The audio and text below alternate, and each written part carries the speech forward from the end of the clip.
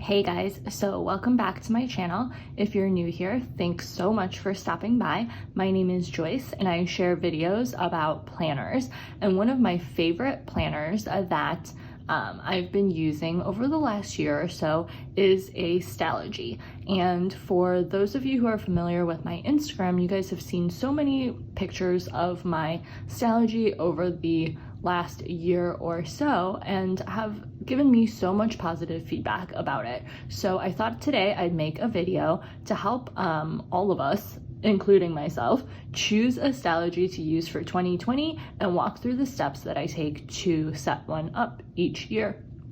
Or really, if you're like me, since I'm switching between all kinds of sizes, I set one up every few months, apparently. So I thought I'd kind of go step by step in figuring out what to use. And first, as you can see, is deciding on a specific size. So the Stalogy is a grid notebook, in case you're not aware, that is made out of this like really thin, amazing paper. And then each of the Stalogy notebooks comes with enough pages to fill 365 daily pages for you to plan. And so there are several different sizes. I have 3 of the sizes here, and I think there is one more size that I do not have. So let's start with the A6. So this little cutie is the A6 size, and A6 size generally measures about 4 by 6. And then the next size here, let me take this guy out,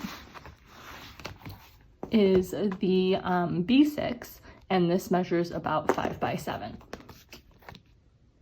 So there you go. You can kind of see how those two compare. And then the third size is A5. And for those of you who use ring planners, this might be a little bit more familiar.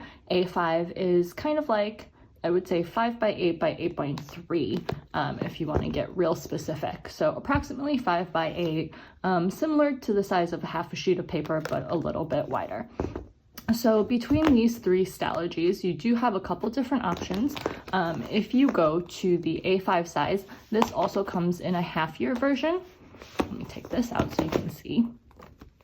And mine is like puffing up a little bit because I've used it, but you can see that this is half the size of this. So that is also a really great option if you want something a little bit slimmer to take around with you. So I'll set that aside for now. Between the 3 sizes, these grids in the A6 and B6 are the same size, but for whatever reason in the A5, the grid is a little bit smaller. So you can see how that compares.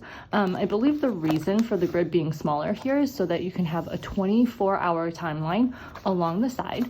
Whereas with these, that timeline, hopefully you can see it okay, is a little bit shorter. This one goes from 8 a.m. till 2100. So different options there. But choosing a size really depends on what your preferences are for both the actual portability and then the layouts of your pages. So for me, I always think about this maybe a little bit backwards, but I think about it in terms of what my specific layouts are going to look like. So let's say we look at a daily page, which most people who use Stalogy use their planners for a daily page so that they have one page for every day that they can just use however they choose. So if you're gonna do a daily page, you wanna think about how much space you need. If you don't need a ton of space, then maybe the A6 is a good size for you. Or if you feel like larger planners are just not gonna work for you, then again, A6 is probably gonna be your jam. This one, I love this. It's so cute, right? And we'll talk more about layouts a little bit later in the video. But for me, B6, if I'm thinking about portability, is my favorite size. But A5, I don't know, man. I just really like it sometimes. So, yeah, it's a hard choice. And if you've been following me on Instagram, you know I go back and forth between this A5 and this B6 all the time. So lots of options there, but you really just have to weigh the pros and cons of what's gonna work for you. So next, once you've decided on which size you're going to use, then I would say the fun part is decorating it. So getting it set up to how you want to use it is really, really fun, in my opinion, to get you started on the year. So let me show you how I've set up the front of my Stalogies here. So this is a piece of vellum from my shop. This is from my friend's shop, Banana Doodles. This is my favorite paper. Those of you that watch know this all the time. I love this thing, right? And I like to put in these kind of decorations and things so that I have a little bit of something pretty to look at each day. And one of the things that I like to do is have a quote on an opening page. So this is a vinyl. In one of these other ones, I have a sticker I'll show you in a second. Stars can't shine without darkness. And then I also use these lovely little pockets to put in die cuts, photos, and different things like that. So I can show you here. This again has vinyls on the front. This one does too. But what I did here, as you can see, is this is a vinyl, this is washi tape, and I did the same thing here to decorate it. So not too different. Because, you know, I love everything to look beautiful and the same. This is vinyl. And then I had this picture here as well. So once you get that kind of opening page set up, what I like to do then is have some sort of opener. So on this setup here, so you see I have a little pretty quote sticker. On this setup, I have a year overview calendar. To really help me see at a glance what might be going on. Let's see if I have that in this guy. Yep, I sure do. And so I've found that to be helpful, but that may or may not be helpful for you. But I think it's a good way to start. And I probably will be doing the same thing in whichever Stalogy I choose for 2020. And I wanted to pause for a brief moment to talk to you guys about Skillshare, who is sponsoring today's video, which is super, super exciting. For those that don't know, Skillshare is a platform where there is a ton of different videos that you can learn anything from, you know, illustration to lettering to business to, you know, graphic design to all kinds of different things. And I personally was really excited when Skillshare reached out to me, because in the past I've really looked at Skillshare as an opportunity to develop my creative skills. So a lot of you guys always compliment me on my lettering, which I don't think is all that, but actually one of the ways that I started was using Skillshare videos to kind of give me a good place to begin and figure out what I needed and what I might want to do. So definitely check out those videos. But anyways, as part of the sponsorship, you are able to sign up for a free trial, 2 months on Skillshare, which is linked in the description box below. And I think it's a great opportunity to do something cool this winter. This year, I think I'm going to really hunker down and use the illustration class. I'll link it below, but it's this really beautiful illustrated lettering class that I found on Skillshare, where I think Gemma O'Brien is the instructor, and she has like built all these beautiful florals into her lettering, and I really wish I could do something like that. So this winter when I have time, I'm gonna play around with that, and I'll link her video as well, so that way you can kind of see what that is all about. But go ahead and sign up for your free trial, 2 months free. It's less than $10 a month after that, and it gives you so many resources to learn so many cool things. So thanks to Skillshare for being a sponsor for today's video, and let's get back to it. So once you've decided on your size and gotten everything decorated and ready to get started, then it's time to set up your month. So for me, I like to have kind of a monthly overview page. So you can see that here and also here. It's very similar, where I kind of write the goals and some of the general to-dos that I need to get done for that month. So let's see this one. Yep, so here's some goals and to-dos as well. So looks a little bit different in each size, but you get the same idea.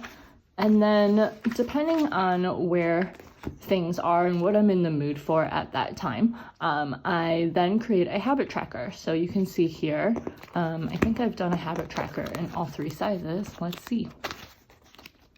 feel like I have. Oh my gosh, I can't turn the page.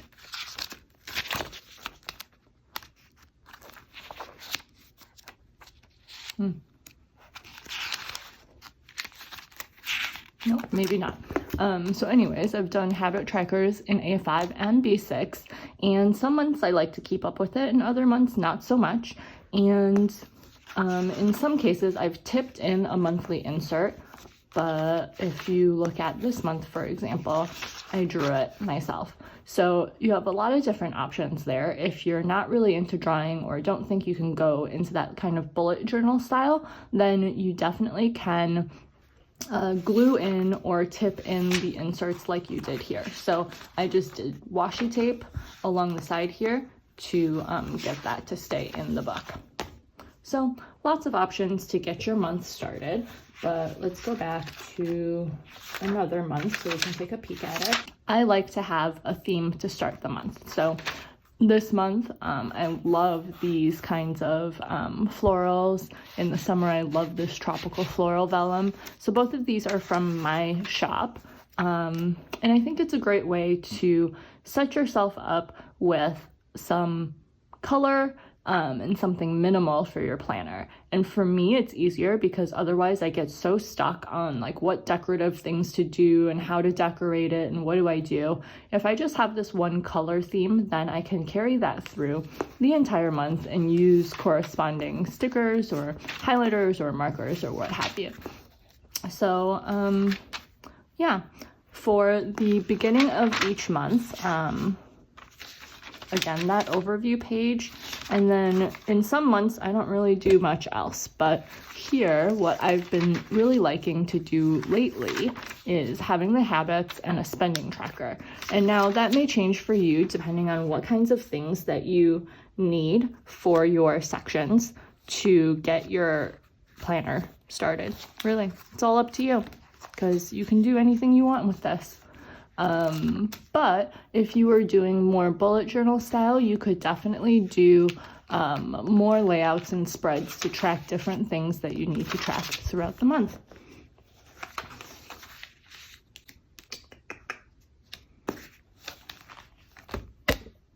And the same is true of the beginning of the year too. So I may not have much at the beginning of the year, only this, but depending on how you function, you may want to put like future logs, different trackers for different things that are applicable to your life. And I may do that for 2020, but as of right now, I like to keep everything contained in that specific month. Couldn't tell you why, that's just the way that my brain works right now. So once you get your month all set up and squared away, then you can take a look at all of the different ways that you want to manage your days and your weeks. Let's see. So one of my favorite spreads is this, to have this kind of weekly overview page, and then you can have any sort of designated time or priority on those specific days. So let me see if I can show you what this might look like. There you go. So that's my favorite spread that I've been doing a while. Maybe I can find a cute one. And you can obviously do this in any size that works for you. You're just gonna have a smaller kind of page if you're in B6 or A6. Come on, there's a really cute one back here. Gotta find it. And this is one of the first times that I did this layout, and I think it just turned out super, super cute. So my favorite way to do these layouts, kind of when I'm not thinking too hard about it or trying to make it too complicated, is to do this daily thing or weekly overview, have lists, and then go about my days. As you can see, this is what I did this past week and in April and so forth. But there are so many options that you can go with. For example, if you don't think you're a daily page person, you can always do a day, 2 days on a page, which I do quite a bit. You could also do your week like this. Let me see if I can find it. Like this, where you have all of your weeks over 2 pages. Or, here, let me show you what this looks like too, because I know I have it in here. June.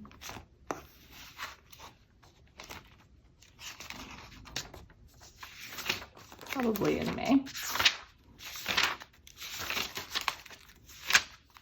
No.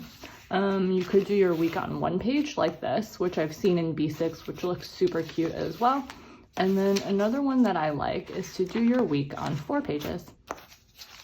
So this gives you kind of room to list and do stuff as well. So lots and lots of different options for how you want to lay out your weeks and potentially your days if you want to do a whole daily page. Here is a whole daily page, 1 and 2 in A5. So it just depends on what your life looks like, what your planning style looks like, and really I like to say what your brain looks like, because sometimes you need all this space and sometimes you don't. So it's important to understand whether or not you need to be flexible and whether or not open space bothers you. So hopefully this was helpful. I wanted to be able to show you guys my Stalogies so that you can decide what you want to do and have a little bit of a way to walk through and set yours up for 2020 if that's the direction you're going. If you found this video helpful, please leave me a comment below, and if you do set up a Stalogy, please tag me on Instagram at bunnyplans, because I love seeing what you guys do and how you guys have really taken on some of the layouts and things that I've used over the year. And thank you all for watching.